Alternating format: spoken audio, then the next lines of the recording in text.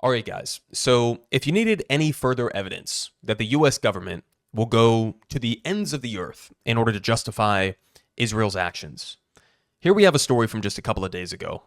From The Intercept, they say Israel just killed another American in the West Bank, and the question they ask is, will the US ever respond? Now, they pose this question because this is not the first time that the IDF has murdered in cold blood, in broad daylight, American citizens. In fact, this has happened countless times before. This is just the latest example. And of course, the US government doesn't really have much to say, if anything at all, when it comes to the IDF murdering thousands and thousands of innocent men, women, and children in Gaza, or when they expand their violent and illegal settlement project into the West Bank. They usually don't have anything to say about the Palestinians who are killed. But when it comes to an American being killed, even in that situation, they really have nothing to say other than, well, let's let the IDF do an investigation into themselves and exonerate themselves as a part of that bullshit investigative process. And we'll get to the actual US response here in a minute so that you can see exactly the kind of language that we've all heard before, but that they are continuing to use in this situation as well. So the activist's name here was Aysenur Eygi. She was a human rights activist who was protesting an illegal West Bank settlement when she was reportedly shot in the head by Israeli soldiers. So here were some of the details. Israeli soldiers shot and killed American activist Aysenur Eygi on Friday when she was protesting an illegal settlement in the occupied West Bank, according to local media reports. The killing of the 26-year-old Eygi, who lived in the Seattle area, immediately prompted concerns that the United States government would not respond appropriately and seek accountability for her killing.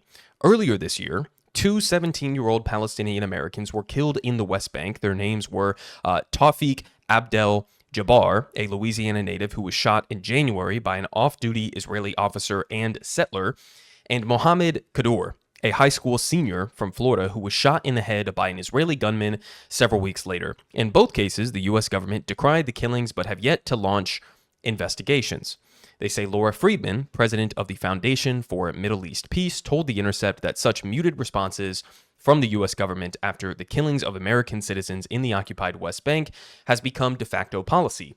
She says the policy of the U.S. government, both the executive and legislative branches, has effectively been that not all Americans are equal when it comes to dying in the conflict between Israelis and Palestinians. She says Israeli Americans are worth fighting for accountability, and Palestinian Americans and Americans who stand with them are not.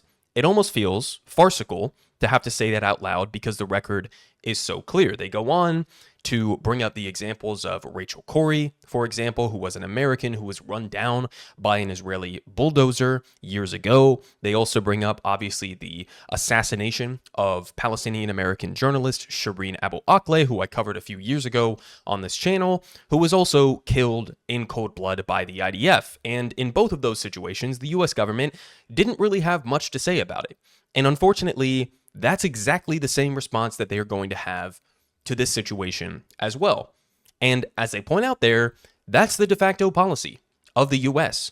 If you are an Israeli American who is killed by Hamas, for example, then you will have wall-to-wall coverage in the U.S. media. You will have statements from a bipartisan coalition of American politicians, Democrats and Republicans alike, condemning the evilness, the barbarity, the savagery that goes into those killings. But when it's killings by the IDF, by the Israeli military, then there is either silence or there is basically just a, de facto, acknowledgement that Israel is going to be able to somehow do an investigation into themselves and to hold themselves accountable, regardless of the fact that this happens over and over and over again, and nobody is ever held responsible. There are no changes made. There is no accountability. And so we continue here because we have some eyewitness reporting from what this man saw on the ground when he witnessed this. Let's go ahead and watch this video here from Middle East Eye. There were 2 shots fired from the rooftop. I've been doing this for 20 years. I know the difference in sound between tear gas, rubber-coated bullets, live ammunition. These were 2 separate shots of live ammunition, shot one after the other. The first one hit a metal object, and then a young man from the village in his thigh. And then I heard another shot. And then I heard people calling my name in English. I found her lying on the ground beside the tree, bleeding from her head. I put my hand under her head to try and stop the bleeding. I took her pulse. She had a very weak pulse. We called the ambulance. From there, we evacuated her to the village's medical center, where the doctor came into the ambulance and continued into the hospital, where they tried to resuscitate her, but failed. تم محاولة إنقاذها لفترة زمنية الطبية، لكن للأسف لم يتم إنعاش القلب. لم نقدر على إنعاش القلب لبلاغة لأن الإصابة بليغة جدا، وتم إعلان حالة الوفاة. What happened today is no accident. It is the continuation of the killing of 17 of Beta's residents during demonstrations since 2021. It is an intentional killing that is now receiving the light of day, receiving the light of day because she is an American citizen. It was an intentional killing. And, unfortunately, that's the reality. That's the reality of both the US media and also how the US government will respond, is that the only reason that this has become such a major story is because she had American citizenship. And even the US media, I've seen several examples where they're trying to emphasize the fact that she was a Turkish American, right? Or that she had dual citizenship, apparently. And they're doing that almost in an effort to downplay that she was an American citizen, right? So even in the US media's coverage of this killing, they are still trying to whitewash it to some extent, right? Or to throw sort of a side piece there to distract people from the core of the story, which, again, unfortunately, is that this is not an irregular thing. Now, it's an irregular thing, I guess you could say, that it's an American who's being killed, right? An American activist who chose to go out there and to stand in protest of the expansion of illegal settlements. That's more of a rare occasion. But the killings of Palestinians in the West Bank, the killing of Palestinians in Gaza, that's something that happens every single day. I mean, let's remember that before October 7th, 2023 was already one of the deadliest years on record for Palestinians in the West Bank. That's before the invasion and the genocide in Gaza. That's before all of that. This is a continued, ongoing, violent settler colonial project that we're witnessing here. And so Palestinians can be killed, in some cases by the dozens, on a daily basis.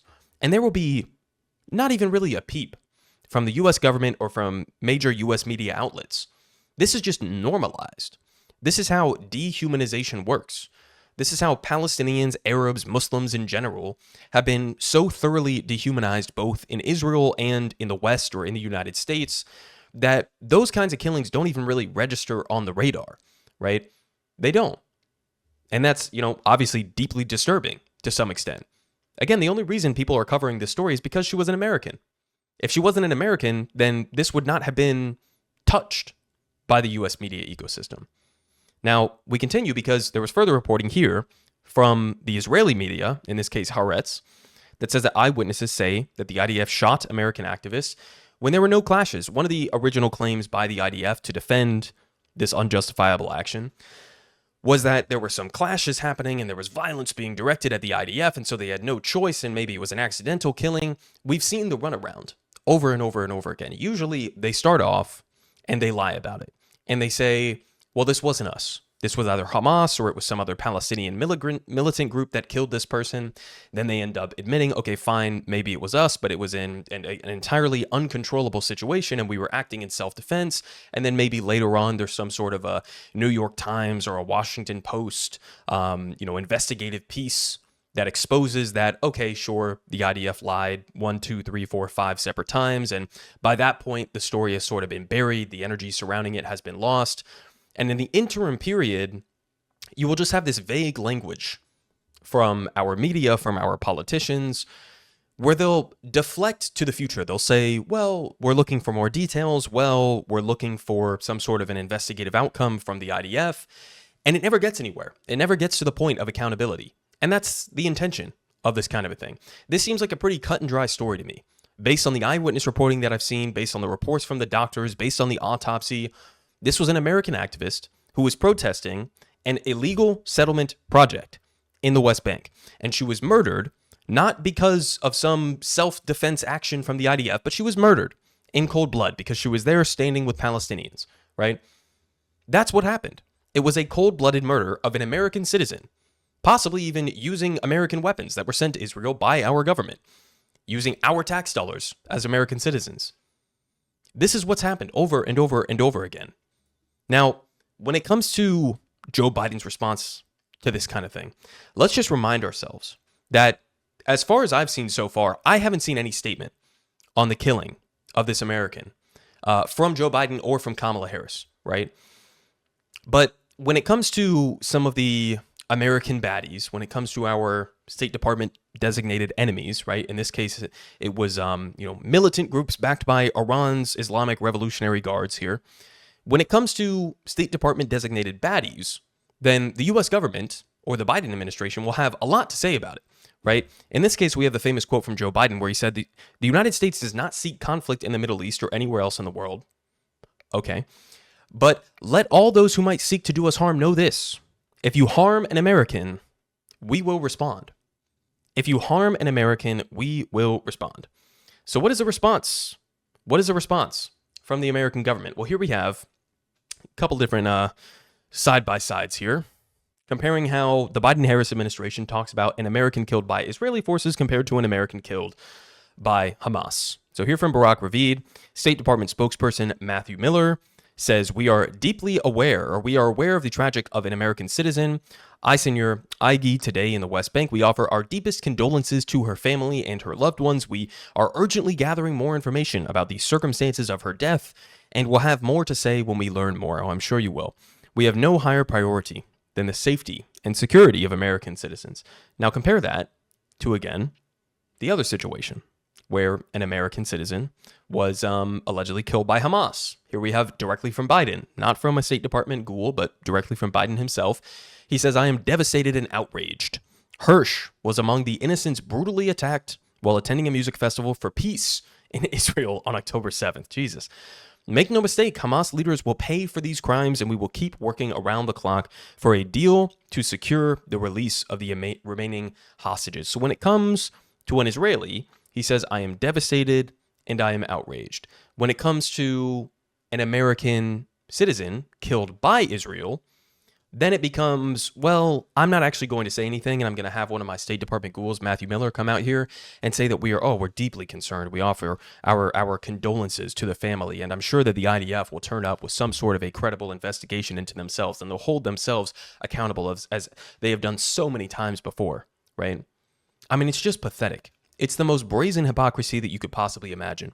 Now, to get a video response here, we also had Patel weighing in on this, being pressed by a reporter on some of the details of the reports that have come out. Let's go ahead and watch a little bit of this. We are still seeking more information regarding killing of Aysenur 3 days after her killing in the West Bank. Actually, all the information available indicate that she was killed by an Israeli sniper.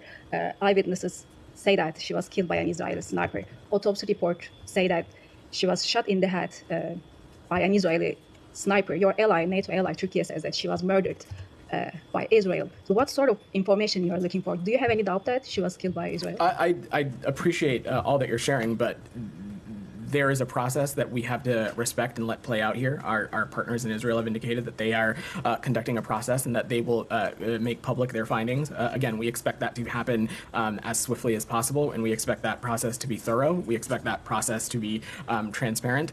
Of course, eyewitness reporting and facts from those that were there are, of course, important, but there are, of course, other factors that go into such a finding, and we're going to let that process play out. I understand how troubling this news continues to be. It's troubling for all of us as well, but it's also important that we not get ahead of the processes that are laid out.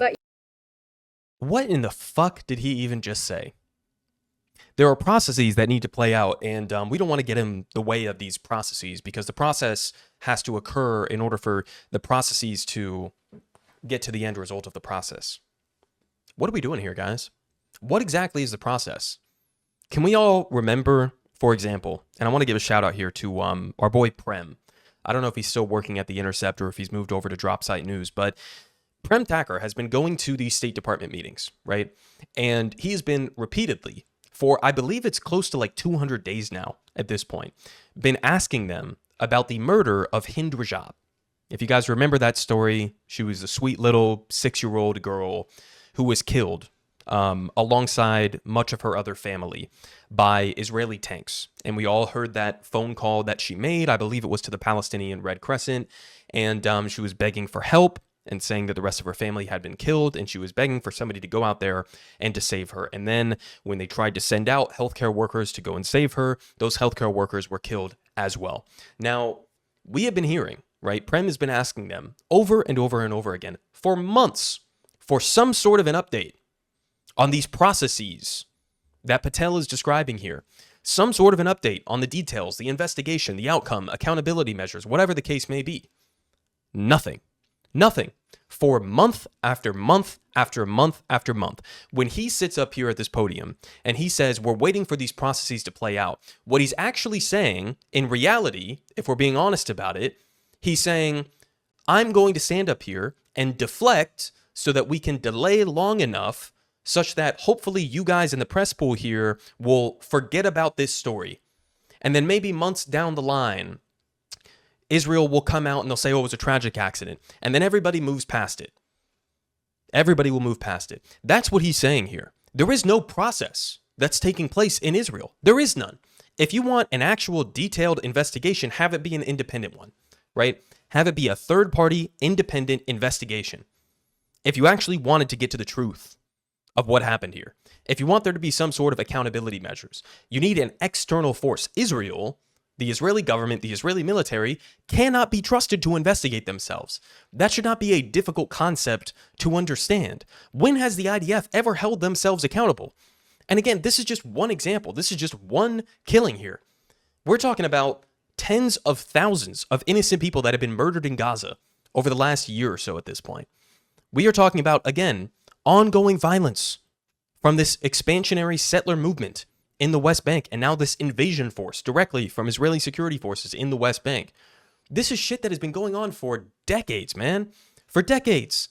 This is just one example of this that happens to be getting a little bit more traction because it's an American and not just a Palestinian, right? Who could just be overlooked and forgotten about and just be a number on a page somewhere months down the line.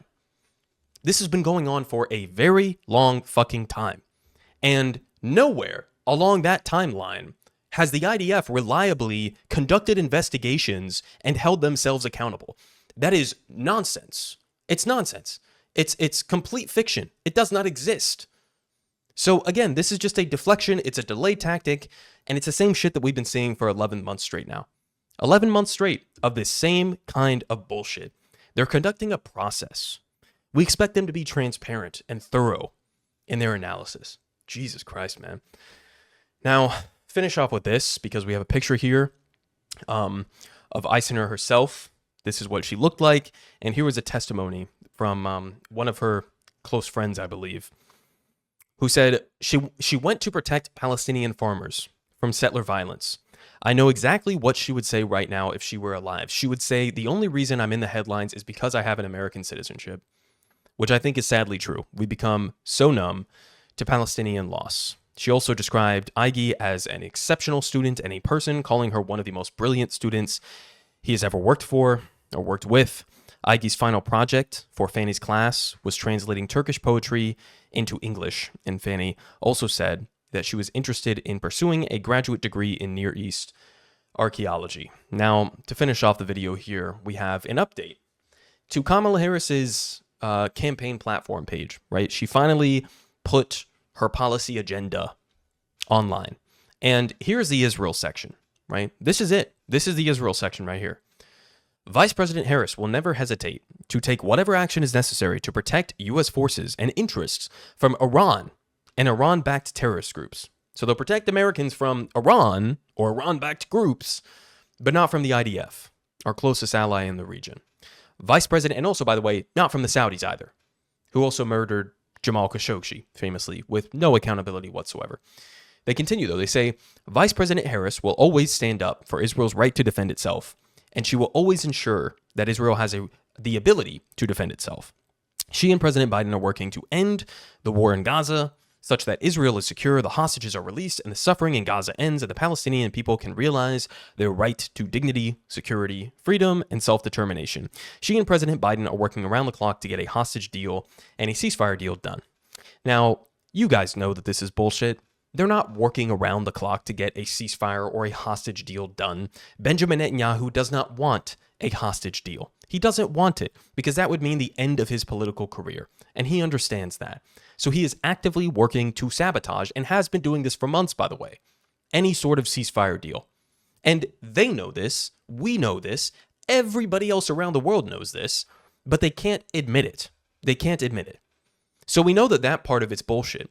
The other part of it that's infuriating is that they include here this line, which is really just a platitude, right? They say Palestinian people can realize their right to dignity, security, freedom, and self-determination. Now, the reason I say this is somewhat infuriating to me is because what was this American activist protesting when she was murdered by the IDF? She was murdered while she was protesting the expansion of illegal settlements in the West Bank, right? This is something that has been escalating since October 7th. Israel has been using the genocide in Gaza as sort of a cover to drastically expand their illegal settlement process in the West Bank. But she was there to protest that settlement expansion, and that's when she was killed. The expansion of these settlements is a direct impediment. It is making Palestinian self-determination impossible. That's what it's doing. The part of the goal of the expansion of these settlements and the specific locations that they're in is to fragment the Palestinian population in the West Bank into a million different enclaves or Bantustans or whatever you want to call them, such that a two-state solution or a contiguous Palestinian state is impossible. That's part of the reason for these settlement expansions in the way that they have been conducted year after year after year. And so this American was killed trying to protest that reality. And Kamala Harris has the audacity to say, oh, we're desperately fighting for Palestinian self-determination. No, you're not. You won't even cut off the weapons to Israel, right? Which is something that would only require following international law and U.S. domestic law, both of which say that it's totally illegal, totally a violation of our own laws, of international law, to continue to send weapons to Israel as they continue with their genocide and their ongoing apartheid regime. All it would require is following our own laws here in the U.S. to cut off the weapons to Israel. That's what you would be doing if you were actually tirelessly working for a ceasefire. That's step one. That's step one. It's something that should have been done months ago. They still can't even think of that as a potential reality. And she still starts off, this statement here on her Israel policy with, well, the U.S. forces will do anything to protect Israel, right? We'll do anything to protect them from Iran or Iran-backed groups or whatever the case may be. Even if what they're really describing here is a situation in which the U.S. doesn't necessarily want war, Iran doesn't want war, Hezbollah doesn't want war, but Israel wants war. And they may get the United States into a regional war with Iran, with Hezbollah, on their behalf. I mean, it's a totally insane situation. It's a totally insane situation. So she pledges allegiance to Israel here to protect them from whatever the case may be. They have a right to defend themselves, even though they're clearly not defending themselves. This is not self-defense. When you are murdering Americans in the illegally occupied West Bank, that's not self-defense. It's not. That's offensive by its very nature, at any level that you could possibly want to look at it, right? And so it's just the same platitudes, the same bullshit, the same following exactly in line with where Biden was and where previous American presidents have been on the issue. It's clear at this point, or at least it should be clear, to anybody who has been following what's been happening, that there is no low, there is no limit to something that Israel could do to change U.S. policy under the Biden administration when it comes to this issue, or clearly even under a potential future Kamala Harris administration. Definitely not under a future potential Trump administration. Certainly nothing would change. If anything, all of this would get worse somehow.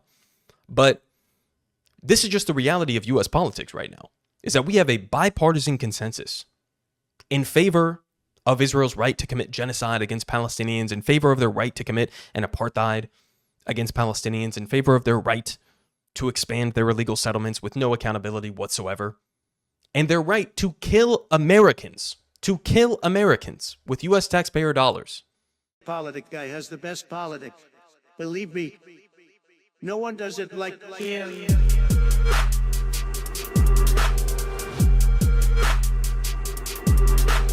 Believe me, everyone is saying